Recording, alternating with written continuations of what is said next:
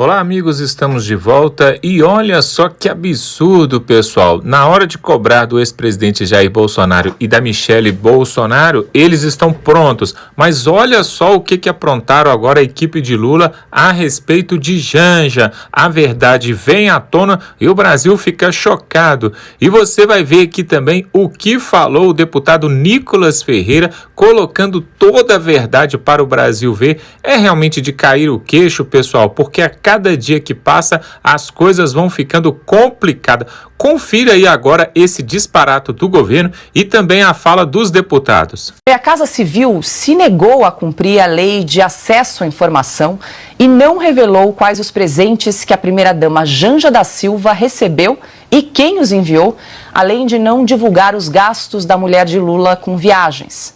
Ao site Diário do Poder, a Casa Civil disse que Janja não exerce função pública ou ocupa cargo público e que não é possível individualizar gastos.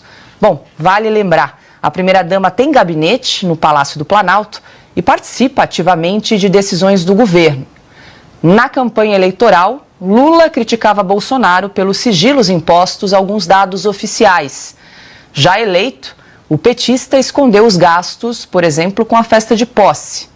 Depois, colocou sob sigilo as imagens dos ataques do 8 de janeiro. Bom, não parou por aí.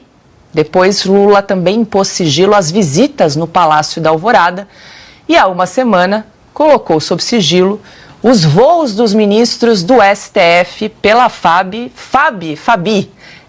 É muito sigilo nesse governo, hein?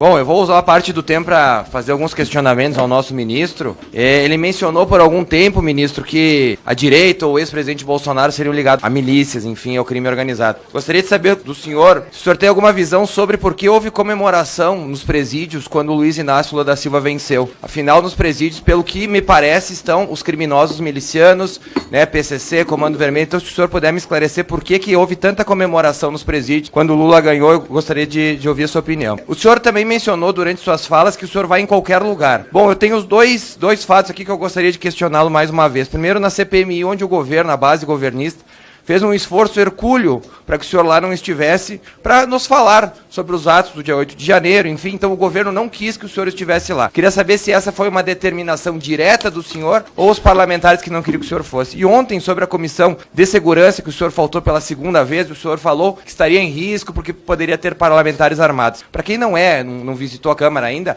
a sessão que ocorreria a Comissão de Segurança é aqui do lado, os parlamentares são os mesmos, então eu gostaria de entender qual foi a diferença que a sua segurança viu em o senhor poder estar aqui hoje e não poder estar na sala do lado, sendo ali como convocado para falar. É uma questão muito importante. O senhor também mencionou aquele argumento dos anos 90, que a direita não gosta de pobre, mas eu abri aqui no G1 e diz aqui no G1 que o estado que o senhor governou por 8 anos é o estado mais miserável do Brasil, onde 20% da população estão abaixo da linha da pobreza. Eu queria saber se o senhor gosta tanto de pobre porque o senhor ampliou tanto no Maranhão ou se foi uma coisa de má gestão mesmo. E por último, sobre as imagens, hoje o senhor deu a quinta versão sobre as imagens do Ministério da Justiça. Primeiro o senhor falou que não poderia entregá-las porque era de provas. Depois o senhor precisava pedir autorização para o Alexandre, que lhe deu autorização. Aí o senhor disse, demorou, entregou algumas imagens só. Depois o senhor disse que as imagens foram apagadas. E agora o senhor vem me dizer que existem câmeras no Ministério da Justiça que só gravam quando há captação de pessoas caminhando e que domingo em nenhum corredor existia ninguém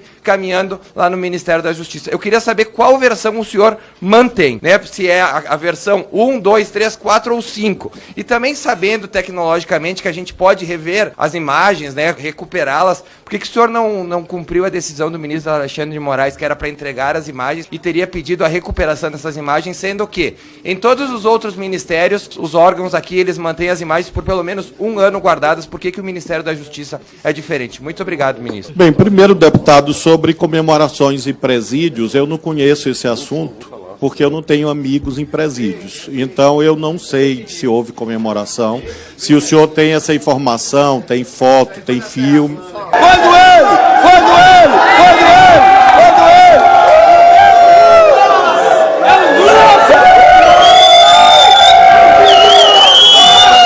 Então, eu realmente desconheço esse fato de comemorações, enfim. Portanto, eu afirmo ao senhor, de novo, que o presidente Lula é um homem honrado, honesto, ficha limpa, orgulho do Brasil, um dos maiores estadistas da história do mundo.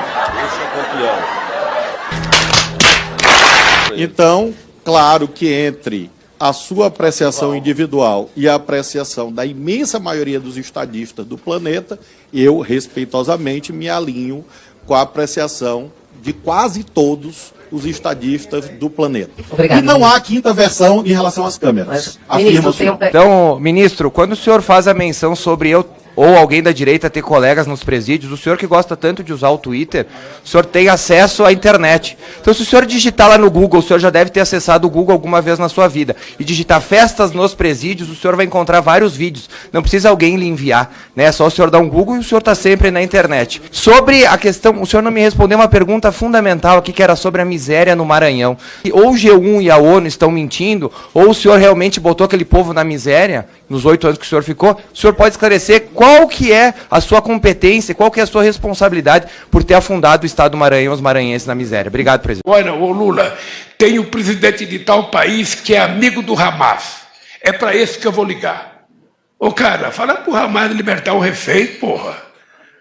Fala pro cara libertar os reféns, para que ficar com o inocente lá detido? Liberta, tem gente que precisa de remédio para tomar, tem gente que tem arma, liberta os reféns.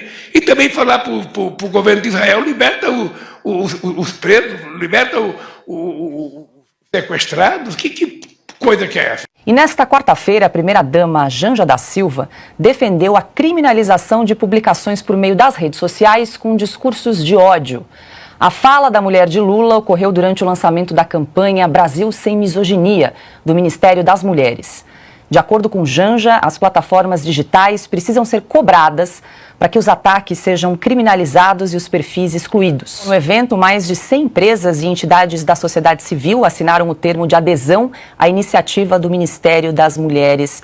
Ô Fabi, primeiro que já existe crime de calúnia, injúria e difamação previsto no nosso Código Penal. E depois, essa iniciativa da primeira-dama Janja da Silva precisaria reunir, agora para usar exemplos mais recentes, essas mensagens aí de apoio ao Hamas e o discurso de ódio contra os judeus que a gente tem visto repercutido aqui no programa, né? Só para citar alguns exemplos, do Said Tenório, que era da equipe do deputado Márcio Gerri, o presidente da EBC, né, o Hélio Doyle, a presidente do PT, Gleisi Hoffmann, a Gleide Andrade, que era conselheira de Itaipu, precisa reunir toda essa galera aí para incluir nessa proposta da Janja, né? É melhor que ela pelo menos estude o que já está em vigência no Brasil, porque eu acho isso tão vergonhoso e vergonhoso para as mulheres. Fica aqui o recado. Só estou na dúvida se ela é primeira-dama ou se ela é vice.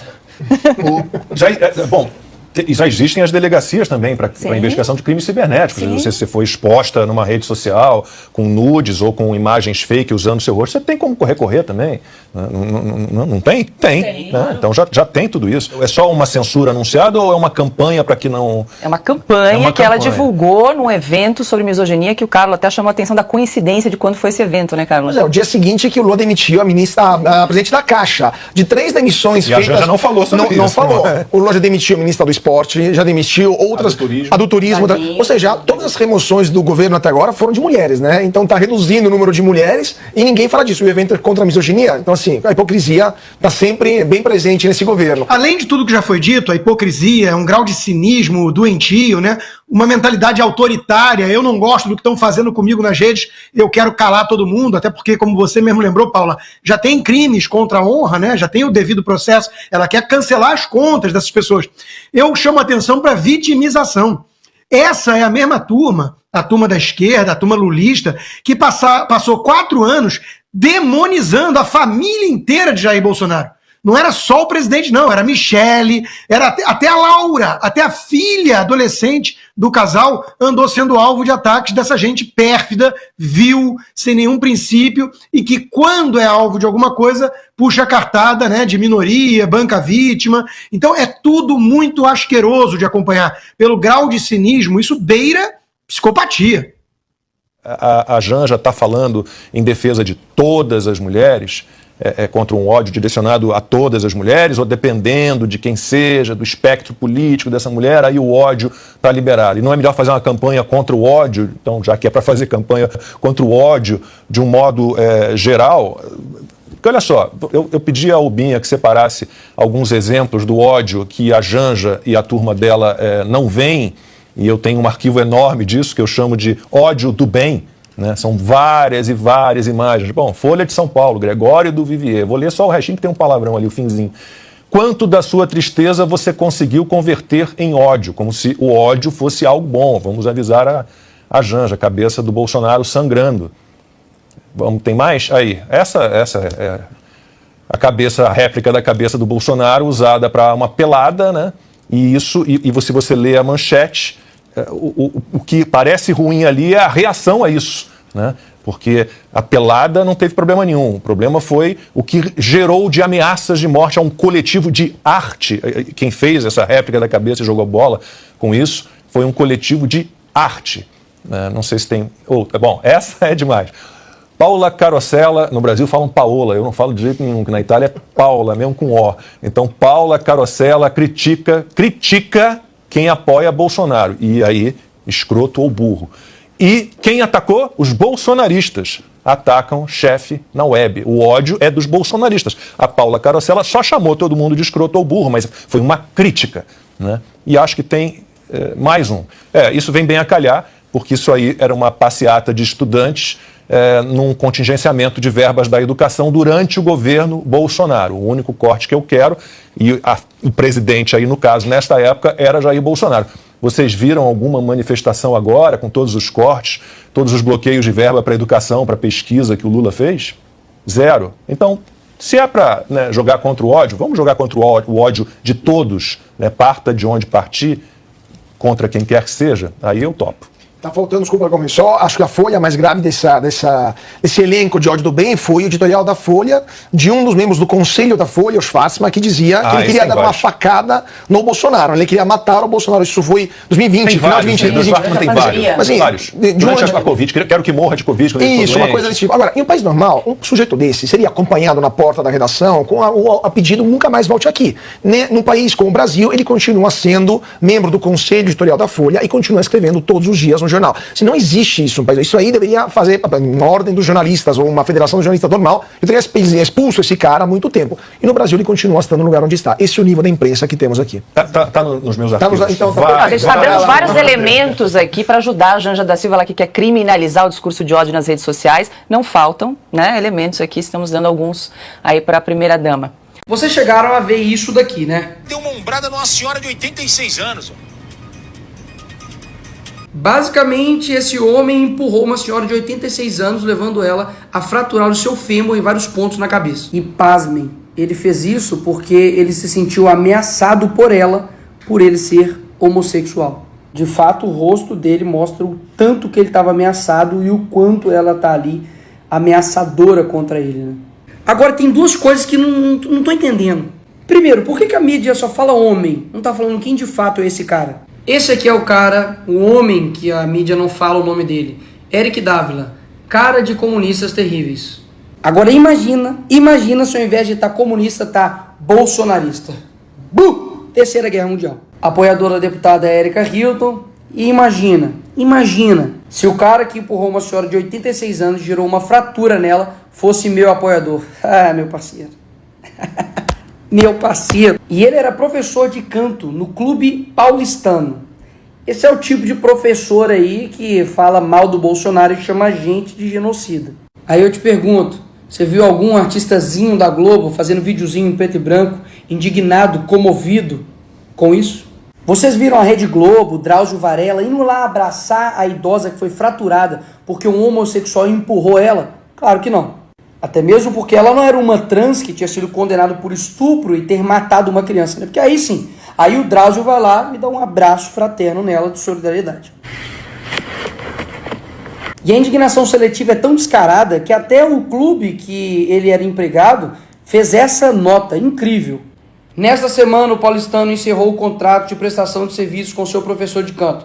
O processo foi concluído e o profissional não tem mais qualquer relação com o clube. Que notinha fajuta, hein? Não teve uma crítica ao fato, não teve solidariedade à vítima e muito menos a condenação do ato. Eu tenho certeza que a nossa justiça tão atuante já prendeu esse cara aí, né?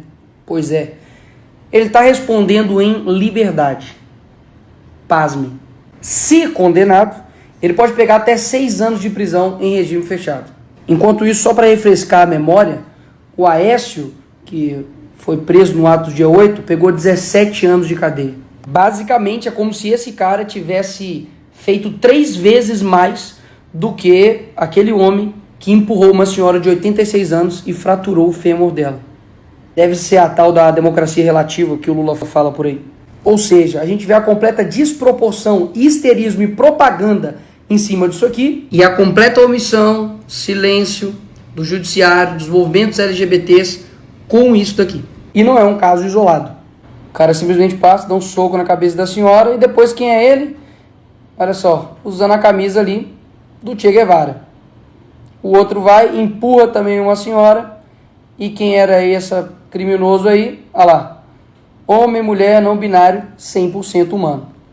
E pode ver que esse pessoalzinho são sempre aqueles que pedem por amor, tolerância, não vamos julgar, vamos todos nos amar, você é um fascista e homofóbico, se você discorda de mim, não me aceita dentro da sua casa.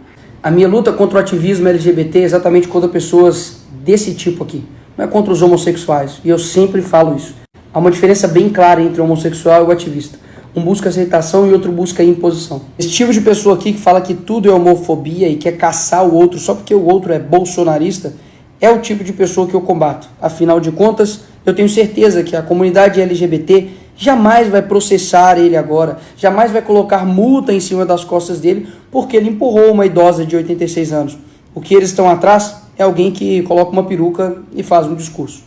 Pois é, pessoal, quando foi na época das eleições, em 2018, o Lula falou, né, vamos quebrar o sigilo de Bolsonaro para mostrar para todo mundo a verdade e o que ele anda fazendo por aí. Mas, agora que ele foi eleito, o sigilo para a Janja está liberado, né? Quer dizer, a primeira-dama que tem um lugar no gabinete, ela é nomeada no gabinete, ou seja, a agenda dela não poderia ser desta forma, não poderia ser ocultada, mas quando é para eles, né, aí pode. E olha só, pessoal, aquela sabatina ali, né, com o Flávio Dino, e ali o deputado Maurício ali do Rio Grande do Sul, que ele sempre é incisivo, e ele falou ali sobre a festa dos presos na cadeia, né, e o Flávio Dino se fez de desconversado, de desentendido, não sei de nada, e aí você viu o vídeo ali, realmente houve, pessoal, durante a apuração dos votos, ali logo quando terminou a apuração dos votos, o Brasil inteiro viu, os presos comemoraram nas cadeias. Por que eles comemoraram, pessoal? Porque a vida deles vai ficar mais fácil com esse governo. É só por isso. E aí só não vê quem está cego, né? E agora nós tivemos aí também esse último vídeo que nós mostramos do Nicolas Ferreira, mostrando, olha que é aquilo que a gente fala. Quando é pro lado da direita, aí mete o pau, aí fala tudo, mas quando é pro lado da esquerda, aí não. Aí fala que é um homem esbarrou sem querer numa senhora e, na verdade, ele até machucou o ombro dele, né? É um absurdo. Por exemplo, um outro exemplo que a gente pode pegar é, quando foi na época da pandemia, Bolsonaro foi intitulado como genocida, né? Genocida. Ele é o vírus que matou milhares de pessoas no Brasil e no mundo inteiro ele teve essa capacidade de fazer. Mas agora nós vimos, pessoal, que a dengue matou mais de 3 vezes mais do que do último recorde que teve de mortes de dengue aqui no Brasil. Nesse governo agora, onde não está sendo combatido aí essa epidemia no Brasil, teve mais mortes do que em todos os outros tempos. Ou seja, aí ninguém fala nada. A Globo não fez nenhuma matéria para falar a respeito disso. Em momento nenhum chamou Lula de genocida. Mas você não vê nem a ministra da Saúde, nem o Lula aplicando medidas realmente cabíveis, medidas fortes no combate a essa doença que todo ano vem e assola o Brasil aí. Tem pessoas que morrem e tem muitas pessoas que ficam acamadas, aí enchem os hospitais e aí é um caos terrível. Quer dizer, é uma hipocrisia, uma falsidade dessa esquerda mentirosa, e aí nós tivemos que mostrar esse vídeo que o Bolsonaro colocou nas redes sociais dele, que é justamente o vídeo mostrando ali a diferença, né, entre um governo e outro, né? Quando é pro lado deles, pode, mas quando é pro lado de cá, não pode. Se você gosta desse tipo de conteúdo, pessoal, se inscreva aqui no canal, clique aqui embaixo, tem um botão, você se inscreve, e aí o YouTube vai te mostrar outros conteúdos como esse aqui do nosso canal, e assim você vai ficar muito bem informado. Dá um like nesse vídeo para que o YouTube possa espalhar essa matéria para mais pessoas, e eu vou deixar o link deste vídeo aqui no primeiro comentário. Você pega esse link e manda no grupo da família, manda no WhatsApp, manda no Facebook, porque aí as pessoas vão saber a verdade, pessoal. Aqui nós trazemos a verdade com fatos, com provas. Você viu esse vídeo e para cada fala nós mostramos uma prova e aí você pode saber a verdade, tá bom? Nós vamos continuando por aqui e não vamos nos calar, porque se os bons se calarem, os maus tomam conta. Até a próxima.